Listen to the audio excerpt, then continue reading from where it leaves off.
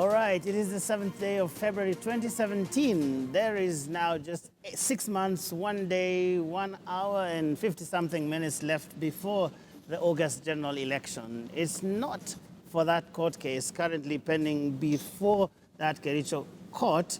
This would have been the last day for all civil servants seeking elective office to quit their jobs. Still, the clock is ticking and the latest mass voter registration exercise is due to end in exactly 1 week's time. But just what is the state of the electoral landscape with just 181 days before the polls open across the country? Good evening and welcome to this special broadcast of Choice 2017. My name is Joe Ageyo. And in the next 60 minutes or so, we'll be taking a closer look, a dipstick, if you like, of just how the country is. Are we ready for that big date on August 8th? And that is the election that could produce the country's 5th president or present Uhuru Kenyatta with a second term at State House. Now on the panel tonight, I'll just introduce quickly Professor Michael Wainaina. He's a blogger, political commentator, and by his own admission, a retired academic. He'll be telling us what that means. Daisy Amdan, coordinator, national coordinator, I would assume, of the Women's Steering Committee. And of course, Dr. Alex Awiti, not a stranger to KTN News, director of East African Institute at the Aga Khan University here in Nairobi. And I'm just going to start with a story by my colleague Moremi Mwangi, who is going to be looking at just what the situation looks like today with 6 months to the general election. With only 7 days to the close of the ongoing last phase of mass voter registration, Kenya's electoral body, IEBC, has only netted some 2.1 million new voters out of the target of 6.1 million. And this figure represents only half of our weekly target, which is that's 50.54%. This as IEBC announced that it is yet to rectify 78,000 cases of shared identity card numbers from the initial list of 128,000 pinpointed 2 weeks ago. IEBC wants all the affected persons to clear the discrepancies with the commission in the next 10 days or risk being expunged from the voters register. Persons whose names are listed are requested to visit the IEBC constituency offices where they were registered to verify and correct any discrepancies that may exist. To boost the numbers of new voters, IEBC has announced that prisoners will also register as voters from 20th to the 27th of this month.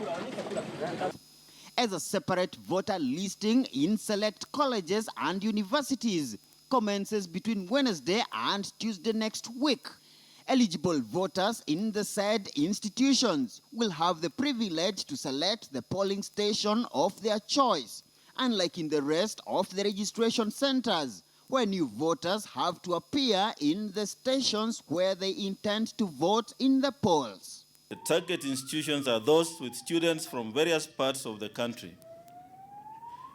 To succeed in this exercise, the Commission relies on the support of the administration of these universities and the respective student leaderships.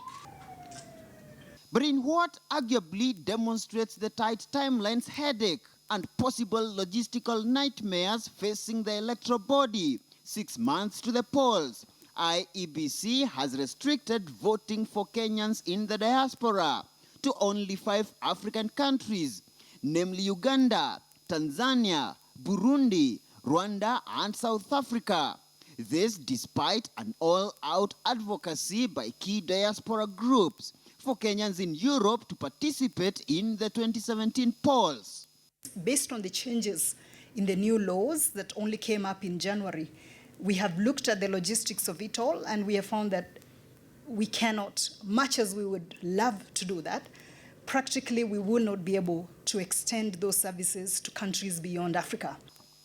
The electoral body is yet to procure the integrated electronic elections management system to be used in the August 8th polls. The audit of the voters' register has stalled since December last year after the opposition coalition court challenged at the High Court the award of the audit tender to KPMG audit firm. Ready to take that matter out of court quickly. If Chebukati can take our our olive oil, olive branch and oil, olive branch and oil, yeah, to Katie, to say, we have no problem. There's no time to waste in court. The inspection period or verification period will run from 10th of May to 9th of June this year. With the stakes of the August 8th elections arguably higher than in 2013, the next 6 months will clearly be a busy time for the IEBC as the voter listing drive closes down in the next 7 days. Muremi Mwangi, KTN News in Nairobi. All right, so Muremi Mwangi there taking a dipstick of what the country looks like. And I'm just going to get perspectives here from my panel. Let me begin with you, Prof. Yes. From where you sit, Yes. what's your assessment of the lay of the land, so to speak, 6 months to the August general election? I don't think that I'm holding my breath. I don't think that we have seen anything yet. What does that mean? What do you mean we haven't seen anything I yet? suspect that We've within seen the people next registering to vote. We've seen political campaigns across the country. Yes, and the people who have raised the stakes in this registration process are the politicians. They tell the people that this is a life and death matter. I don't see the people responding as if it is a life and death matter. So when the politicians tell us that the 2017 election is a do or die election, I would expect the electorate to respond the same way, and we see a stampede for people to go and register. What I see is people being cajoled, people being persuaded, people being threatened, people being... But why is that? I mean, I don't understand. I mean, an election is supposed to be important. Yes. Daisy, just jump in. Yes, It's important to who? Yes. I think that an election is definitely important, very important, because it gives us the kind of leadership that will determine where we go as a country. But what we're seeing an obvious, voter apathy. 10 days to the close of the mass voter registration, and by IBC's own numbers, they were targeting 6 million votes, right? They've only managed 2.2 million. That tells you that people are not running to vote, right? Despite all the brouhaha that has been raised by the political class, to the extent of of Parliament actually trying to formulate a law to coerce people into voting. I mean, they're the ones who've made it a life and death issue. And I think that this apathy is also indicative of the way Kenyans view their political class. And I think that it says a lot, because Kenya right now as a country, we are in the throes of very, very many critical things. We have a famine. 1.3 million Kenyans are facing starvation. Now, first and foremost, it is not the responsibility of the political class to mobilize around voter registration. That is why we have the Independent Electoral and Boundaries Commission. We have a doctor's strike that is entering its, 68th day? Kenyans are dying. The government is not even releasing the numbers of the Kenyans who are dying. These are real people. These are those people that you're talking about. The opportunity to make those statements in a different way. You definitely. I think Kenyans are already making that statement in that different way that you're saying, whereby for them it's not a life and death issue. We've got the president, the opposition leaders, everybody right now. The entire fabric of the political class, from the executive, including, they have even roped in state officers. The provincial administration has been tasked with the responsibility of making sure that people go to collect their IDs and whatever. So there's a desperation on the part of the politicians. Why? Because everybody's looking for that magic number, 50+1. And it is assumed that if I can mobilize my perceived stronghold, then I'm home and dry. I mean, you've heard statements where they're saying, by the 14th of Feb, we'll know who has won the election. And of course, how do they plan to know who's won? By release of numbers that my strongholds have registered this many people. Who tells you that those people are going to vote for you? It is assumed. But I have seen this conversation, and Alex, I have heard you mention this 1,000 times about a new narrative? Like, is there Donald Trump coming somewhere that would energize all these bases and people actually wake up and go and vote for something different? I think the space for political discourse in this country is extraordinarily bankrupt. We are stuck in the old mold of politics of the 60s, the 70s, and the 80s, and the 90s.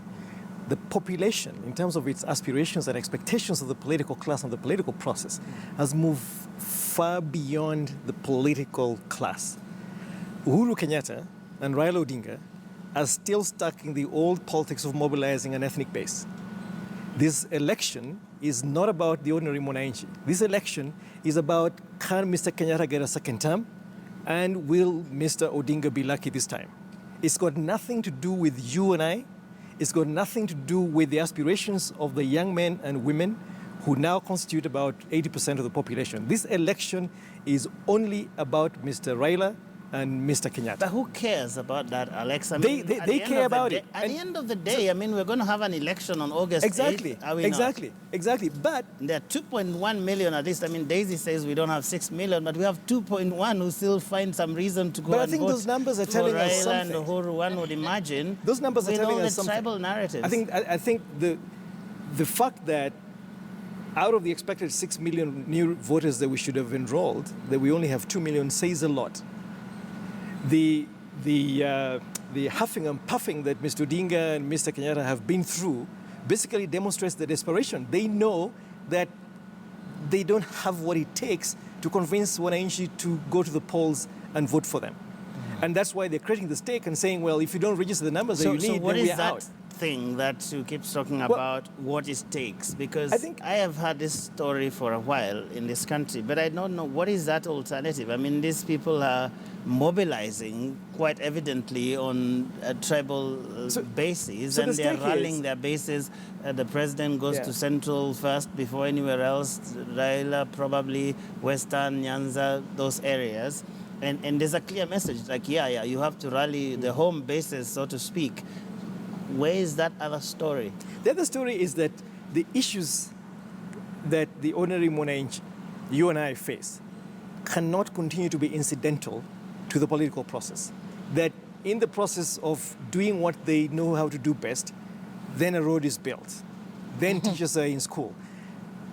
What is at stake is, can we get in this election cycle the issues of the ordinary mwananchi at the foreground of the political process? That discourse must be about us. It must be about where our tax money is being spent, what is the state of education, what is the state of the criminal justice system, what is the state of the nation with regard to feeding ourselves. You know, we have a famine which, in my view, is technologically made. So in a short while, we'll be looking at what some of the first-time voters are saying, the ones that have been going to the polls to vote. But, Prof, let me just hear what your thoughts are on this so-called alternative narrative that clearly is extremely elusive this far.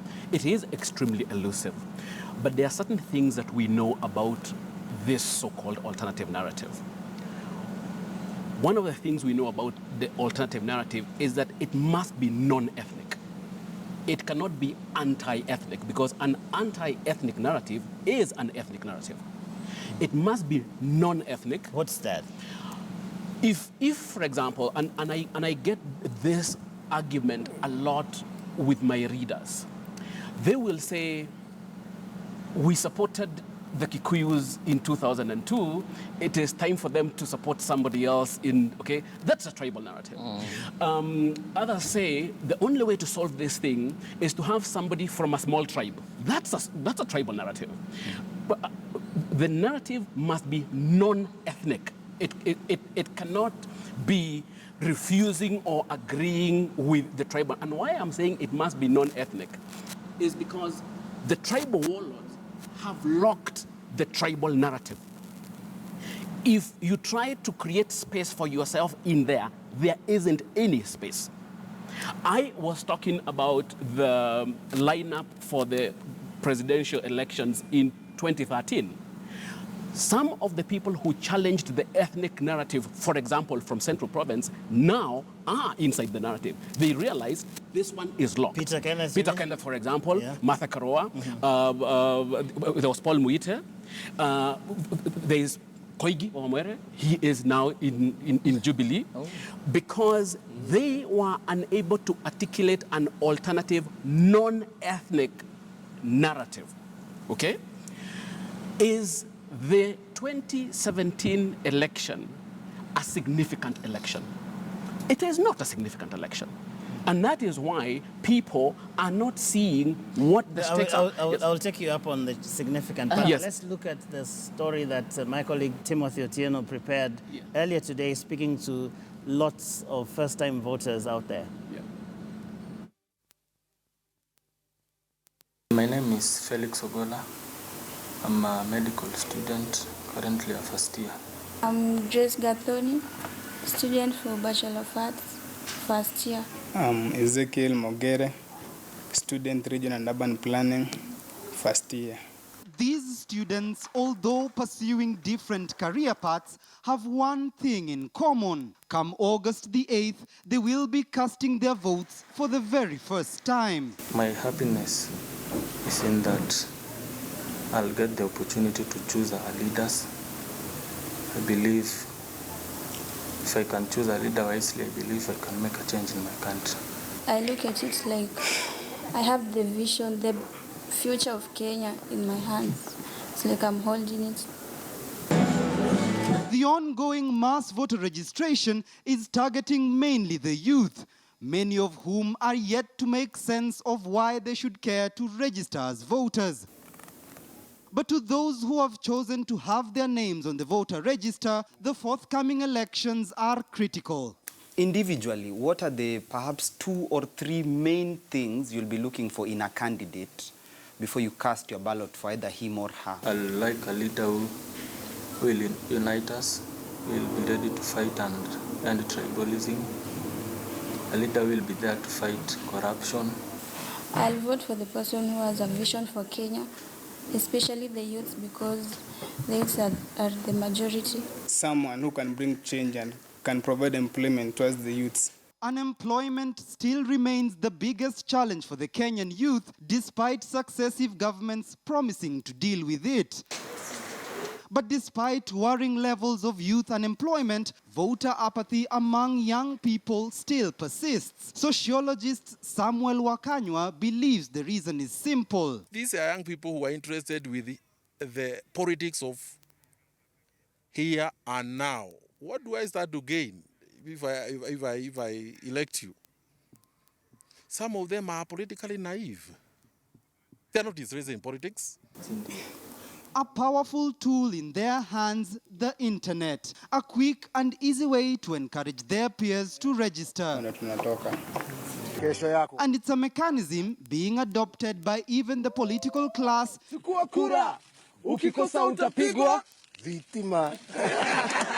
Seeking to woo the youth to go out and register. Get pass. It was an encouragement to the Kenyans. See, for instance, someone who hasn't got that clip, if you get it, then you'll say, okay, it is from our leaders, and it is for us that will make the change. I think it's a good thing that they did. But the youth will also have to do their bit to go out and vote, because their numbers alone are enough to determine the trajectory the country will take in the coming years. Political pundits argue that those who have exercised their democratic rights before are most likely to vote along the same lines as that which they did back in 2013, leaving the political class with a fresh batch of newly registered voters whom they have to engage in a major charm offensive in order to tilt the political scale in their favor come August the 8th. Timothy Otieno, KTN News. All right. Lady and gentlemen, lots of Kenyans out there with their different reasons why they want to vote, but we were at a point where Prof here was claiming that there is nothing significant about this election, and perhaps that is why people are not taking it that seriously, and that somehow there isn't so much at stake. Yes, there isn't so much at stake for the people. And if there is anything that is at stake for the people, it is not the interest of... Why do you say that? I mean, every election is potentially very important, is it not? But people have voted for the last 54 years. And their argument is, how has our life changed for the last 54 years? And we've been voting.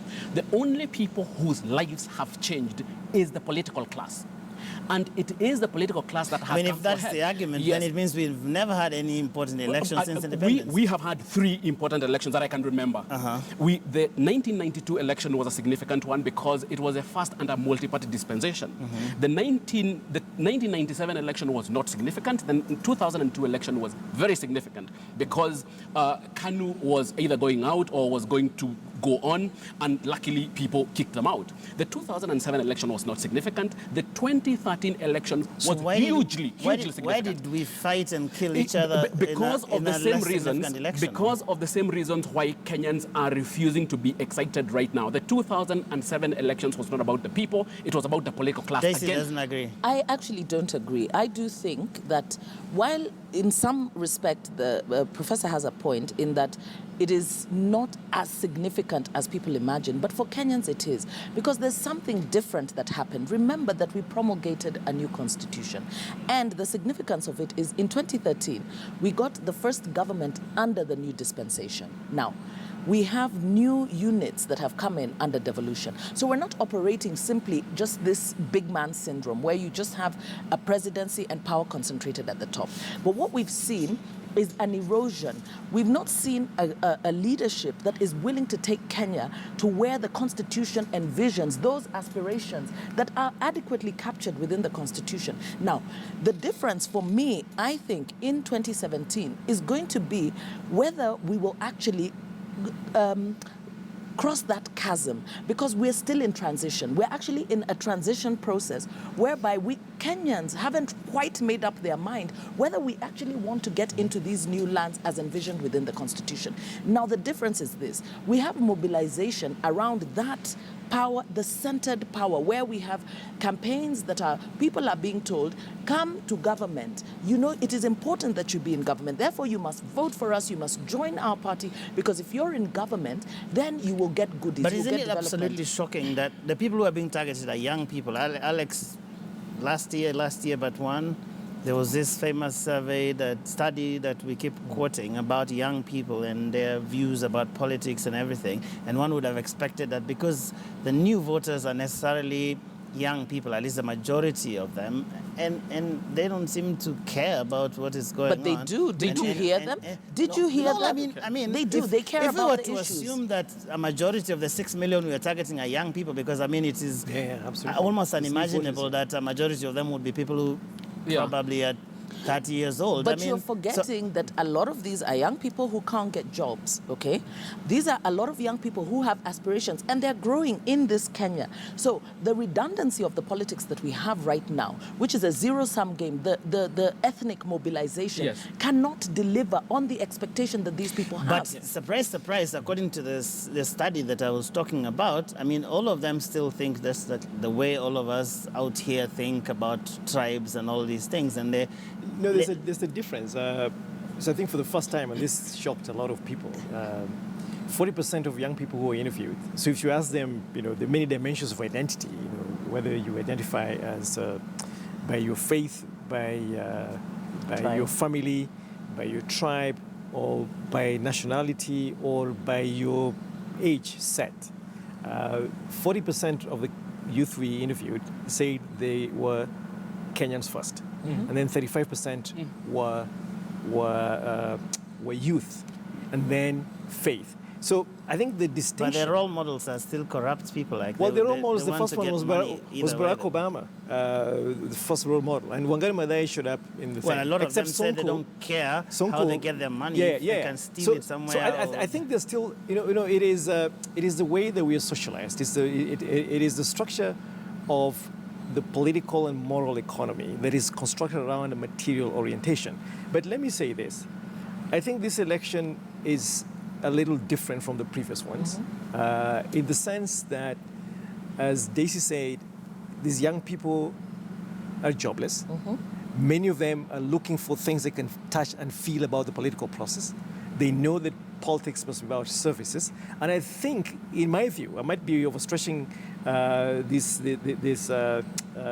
interpretation, but I think the apathy that we're seeing so far is symptomatic of that disconnection, and say, why should I troop to this polling station, to these registration points to register, when I don't see what's in it for me? What's in it for me? The And what's in it for I me think factor. what we will be surprised to see is the actual turnout. I think we should wait to see the actual turnout. I mean, I've been listening to all of these people. I mean, we've been hearing a lot of complaints from the opposition, for example, that this election is going to be rigged, that the register is messed up. There's all this thing about double registration and whatnot. I mean, the other day, Jubilee Secretariat, Raphael Tuju, came out and said, you know what, IEBC is biased in the way it has distributed the BVR kits and everybody.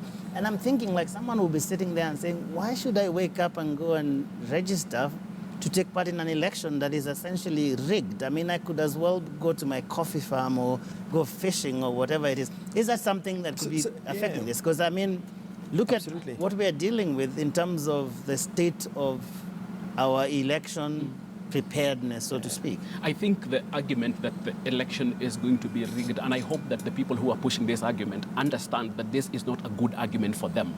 Because like you have said, if I know, or if you've been telling me consistently that the argument that the election is going to be rigged, then I don't see the reason why I should go and register or why I should go and vote. But I think that I is right in saying that the 6 million people that IEBC was targeting cannot see issues in the political class that speak to them. Somebody is, when they listen to the average politician from either side or from that are pushing this thing, there is absolutely nothing that speaks to a modern young person and their needs and their aspirations and their future. This election is about the past. This election is about the political class settling their scores, and that is why we have language that is warlord-like. Okay, they're talking about strongholds. They're talking about talking to their jeshi so that their jeshi can register. They are not telling Kenyans to go and register as Kenyans. They're telling their people to go and register. But So you see, it's because yes. they don't know any other different way of doing They the don't. politics. They don't. They don't. So to I agree. expect Yes. a different narrative to come from them is an impossibility because they don't have another narrative. It can't. This is how politics has been played. Yes. So it's actually what I always say, that Yes. we have people who have old maps Yes. and we wanted them to take us to new lands, and they absolutely cannot can't. because Yes. they are not configured They for don't. that. They The don't. only kind of politics that the current political elite know is tribal balkanization Full and stop. dividing people along those Tribalize, lines yes. for personal gain. So it's a zero-sum game. for them. And many people are not responding to it because the issues are real. Listen, when you talk about the doctors' strike and you talk about the Kenyans who are suffering, these are real Kenyans. Those are the people that you're telling to vote. You've seen some of the cartoons that have been there where the politicians are actually going to areas that are in the throes of famine. And what they are saying is, have you registered to vote? They're not talking about the issues around famine. The other thing is this, absent in this entire narrative are issues because Jubilee, for instance, when they are mobilizing, they tell everybody, the opposition has got nothing for you. Fair enough. Definitely, we want the opposition to tell us what they have for us. But can Jubilee tell us what they have for us? Because Jubilee are also very silent about what they have in the future. Because they already have a manifesto that they did not fulfill, right? The promises that they made. And for you to be held to account even for your future promises, you have to show that you have delivered on some. I know there are some fictitious things that are thrown out there. We have built more roads than since independence. We have done all these So things. is there someone, Daisy, out there who would otherwise have voted for Jubilee, who's going to refuse to vote for Jubilee because they haven't fulfilled? Very many people. Assuming that that is the case. By the way, you look at these perceived strongholds of theirs, they are suffering from voter apathy. That tells you something. That tells you that these people, people protest in many ways. I can protest by going out there and protesting physically, but I can also protest silently by doing what? Not But here I turning out have to... 3 brilliant Kenyans all talking about an alternative narrative. Yes. But I'm yet to hear what that is. I mean, like, But the alternative narrative, what does that even mean? Listen, Joe, the alternative narrative, the framework for that alternative narrative is in what we call the Constitution of Kenya 2010. That constitution has within it the blueprint to drive an alternative narrative. But we're talking about... we've had it for 5 years, Daisy. We've had it for 6, actually. 7 it's now. It's even more. Yes, but you know, listen, how many times do you people give voice to an alternative narrative? If there's anybody who has actually given the platform for this zero-sum game of politics that we see, it is the media. Because the media are also not helping Kenyans transition. Well, I'm sure Trump just disapproved that. I mean, if there is a powerful narrative out there, I'm not too sure the media would be a hindrance. Like, what is that thing? I do suspect, Joe, that the alternative narrative is going to come from the margins. And I've said what its character is going to be. One of the things that I used to tell my students... But at least you've told us what is not going What is not, yes. And it is important, and it is important for us to know what it is not, so that we can start to define what it is. Think of possibilities of what it is. How long is that going to take, Prof? Like 50 years? I don't think it's going to take 50 years. I don't think that people who are not looking for it will probably not even see it coming. It is not one of those things that you are able to flag down and say an alternative narrative is coming. What I do know is that our choice in 2013, we were told that there were it was a two-horse race. And I agreed, it was a two-horse race. A race between the bad and the ugly. We elected one of them. I don't know which one. What has happened over the last 5 years is that the bad has become badder and the ugly has become uglier. So that from the bad and the ugly in 2013, in 2017, we are expected to choose from the badder and from the uglier. And Kenyans are looking at the choice that they have and they're thinking, I'm not interested in this. If this is going to be 2013 all over again, I'm not interested in it. What I do know, Joe, is that that is a ripe ground for an alternative narrative to emerge. But I do think, by the way, Joe, I actually think there is an alternative narrative emerging, particularly when you look at what's happening around the doctors' strike. And I keep going back to it because, you know, the doctors have really held their ground and they are making certain demands on the wider issue, access to healthcare. And you know what? Though Kenyans are suffering in the midst of it, a lot of Kenyans support the doctors because many of them are victims of a lack of this healthcare service. While we have the hospitals and everything, but people are not getting healthcare, okay? So I think that the potential for that alternative narrative to emerge is coming. We're beginning to see people actually begin to demand certain things of the duty bearers, okay? So even the governors are framing an alternative narrative when they're now demanding for the national government to come out and deal with the famine issue. You know, they have been excluded. So the elements of that alternative narrative are already there manifest. Now, when it comes to where the rubber meets the road, Days, even those governors who recoil very quickly back to their tribal cocoons. And no, Alex, but I'm saying that still the elements of the alternative narrative are there.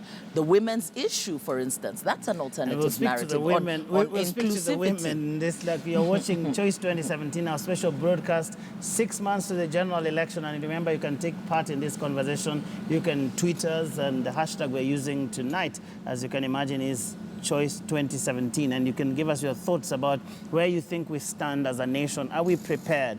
Do we have an alternative to the current set of political conversations that are going on in the country? That is the conversation we're having here. And Alex, very quickly, let us move to the objective state of our electoral landscape right now. We have a register that many people say is messed up. The IEBC, by its own admission, says, well, you know, we have 128, they reduced it, I don't know, to 50,000 or whatever, double registrations in that very register. And they say, but well, you know, this is not our problem. This thing happened 2012, sometime there. And that is a pending issue. The audit of this very register, something that is provided for in the current law, is stuck somewhere in court. We have the whole procurement system for the materials, the electoral materials, still pending out there. Now we even have a court case that potentially could push the time for people to resign from public jobs up to June. And that could just torpedo the whole electoral calendar. Where are we with this? I mean, do you think that we are really on course, Daisy, to having an election? Well, we are on course because the Constitution has actually set the time, okay, the timeline. And it's unfortunate that we are seeing all these things happening, particularly, I mean, with public servants now saying that they don't want to resign, they've gone to court. You know, I'm hoping that at least the courts will enforce some aspects of the law. The other question, the question that we should be asking, I mean, definitely we can see that IBC has some significant challenges. But the question then is this, you know, IBC is not the commissioners per se. We have a secretariat. So the question that we must ask is, what has IBC been doing since 2012? These are serious issues. These are serious issues. Alex, and are we asking that question? I think, Joe, not to be overly complicated about this, I think what we're seeing is some kind of mimicry of a functional democratic process in terms of the institutions that are needed to conduct that democracy. The reason that I say that is that we've overly complicated the process. Mm-hmm. The voters' roll is completely unreliable. I'm sure there's like people 50 years dead who are still on that roll. Mm-hmm. What about a simple process like a machine-readable ID, and then you go sign up in your county, in your constituency where you're going to vote? Why do we need another piece of document called a voter's card to register? It really complicates the stuff. What I was thinking about is, how about if in 2013 we said, okay, now in the next election cycles we're going to have a different system, which is transparent, which is really you show up with your voter's card that is machine readable and you vote, and the whole thing is trackable. You can't use it twice because it's a barcode, it's readable, and it basically casts the thing. Mm. So I think part of it is, as Daisy and Prof have said, we are still stuck with the old style of political power acquisition. Yes. Mm-hmm. Which is basically, as Daisy said, we still promise people something like, if you come into government, you have this. And it is still this very strong statist approach to service delivery and to delivering the proceeds of a political process. What we have now is a catastrophic lack of imagination and the inability amongst ourselves to generate somebody who is credible, who is visionary, who is passionate about... worried about the actual preparedness We should be worried about that because it basically undermines the election. credibility of the process. As Prof has said, the whole thing is rigged even before we say jump. Yeah. So why would I participate in a process where Tuju has complained, Raila complains every day? These are the main players. They don't trust the process. So why are you trolling all these guys to the voting? Is that deliberate, you Yes. think? It is, because it is one of the mechanisms. I always said that the 43rd, now we have the 43rd tribe. The 44th tribe in our political contest is IBC. IBC swings the vote on the side of the person who games the system, who has the instruments of the bureaucracy and the instruments of the state. So the election will still be won by the person that is coerced most by IBC. And let me take you back to your question. Is it deliberate? And the question that Daisy asked of where has IEBC been? I will tell you where IEBC been. It's been confused and obstructed since 2013. So they dropped the I. Kregler told us that it is impossible to get a credible, free and fair election in an atmosphere of political thuggery and dishonesty. Mm-hmm. The only thing that we have institutionalized since 2005 is political dishonesty and thuggery.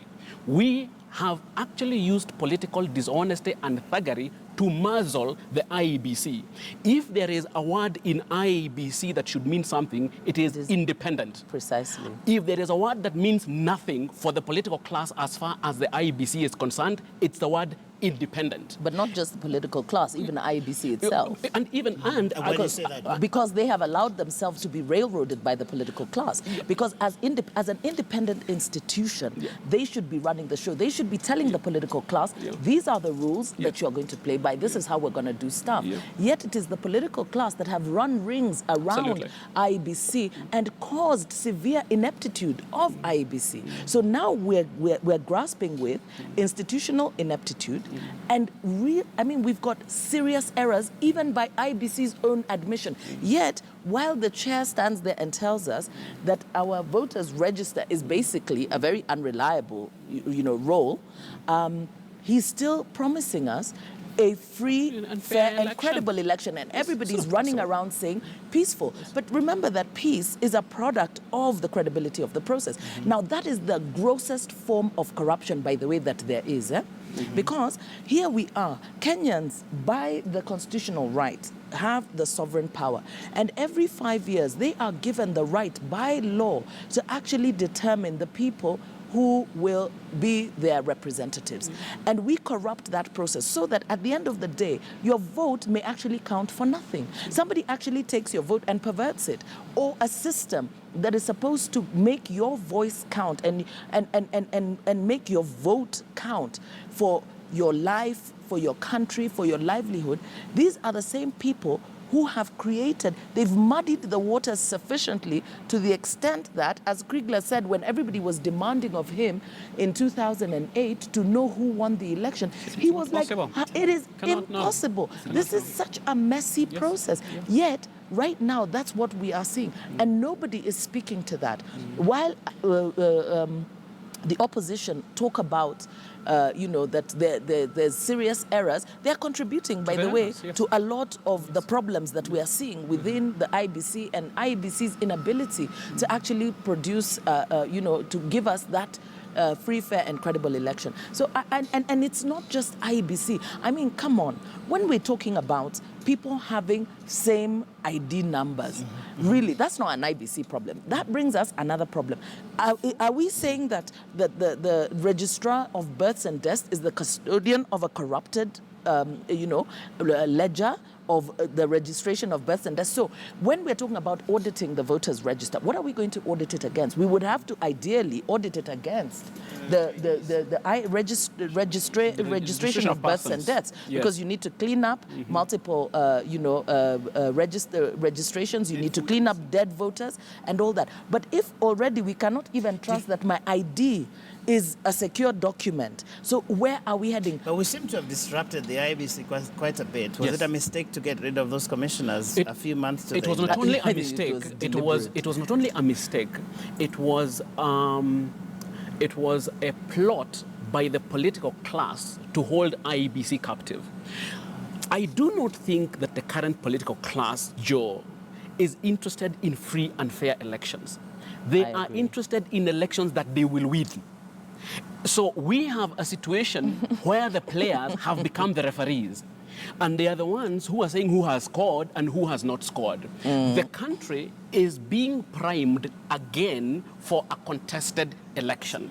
Absolutely. And I said initially that if we take an unconstitutional route to remove the IEBC, we have started on the wrong footing, because there is nothing that stops anybody tomorrow from demanding another unconstitutional route to change the voters' register, to change the polling stations. I have heard some people saying that they're going to have parallel tallying centers with the IEBC, and therefore we are going to have two results being announced. This tells you that we have a country that, to use street language, tumeshikwa ngeta na mababe wa kikabila. We have been held hostage by tribal warlords. Okay, let me just get a bit of the feedback. Yes. And then we'll do some final comments about this election. So Eric Mugambi says that the IEBC seems to be playing on the narrative of both the government and the opposition, no credibility. Yes. Edwin Alex Wamalo asks, what's Daisy Mdan's Twitter handle? Are you on Twitter, Daisy? I am, yes, at Daisy Cherop. At Daisy Cherop, so with you got J. it. All right. Cool. Ibra says the political class polarized and balkanized vote on ethnicity against alternative measure to take effect. Not sure what that means. Mercy Korir, peace is a consequence of the credibility of the election, quoting what Daisy just said there. Someone here, Tony Kihiko, says, I like the debate, need an alternative, but voting Jubilee would be throwing the country to oblivion. Alternative narrative is already here, devolution, the 47 counties, yet Kenyans are still stuck on Jubilee and NASA. Kevin Kabuya says, I'm a first-time voter. If I have to vote for president, as long as he or she is a Kenyan, I would vote for him or her. No dynasties, he says. Kenya needs able leaders with mind, not leaders who look the size of your wallet and the tribe you come from. That is Mohammed Daudi. Ibrahim Magara says IEBC never gets prepared, never learns. Instead of using elections to correct problems, we shall create others. Interesting views there.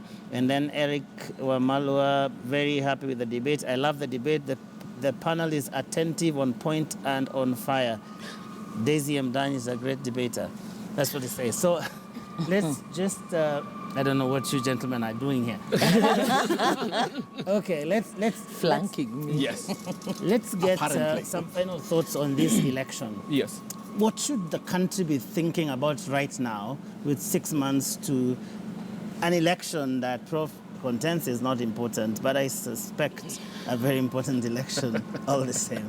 Well, if you talk about the country, there's two sets of constituencies in the country. There's the political side of the aisle, and then there is the population. The people. The citizens. Yes. I think the citizens are very clear.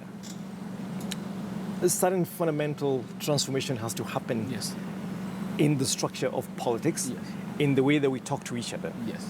This whole domination and a politics that organizes around an ethnic zero-sum game must stop.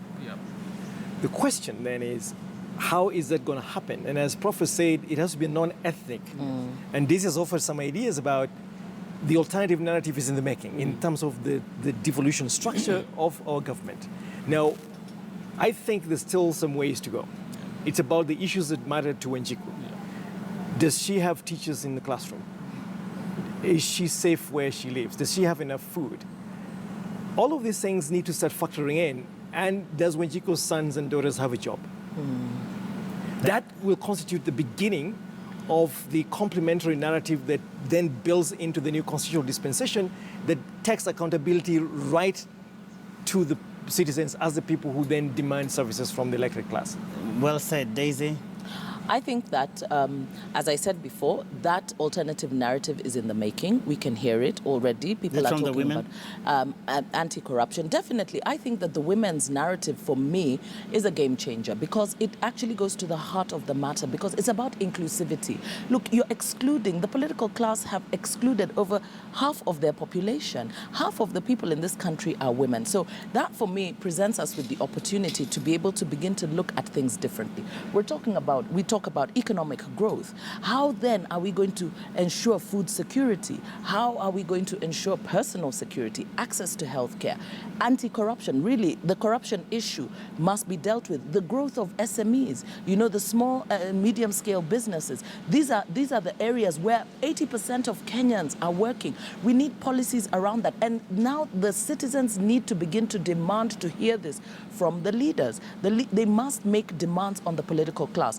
And already we have that the elements of the disaffection among the people. So for me, it's really about right now, once we're done with the hoo-ha of, you know, coercive voting by the political class, now they will have their platform to begin to speak to the nation. But they're not the only ones who are going to be speaking to the nation. We will also be speaking to the nation. All right, we'll wait to hear what you'll say, Prof. Have the last word on this. I'm glad I'm having the last word.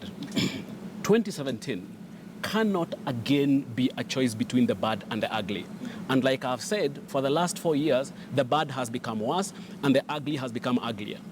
We need, like Dr. said, we need imagination. This is a time for imagination because we must, the word is must imagine a new non-ethnic political narrative to inspire the country differently.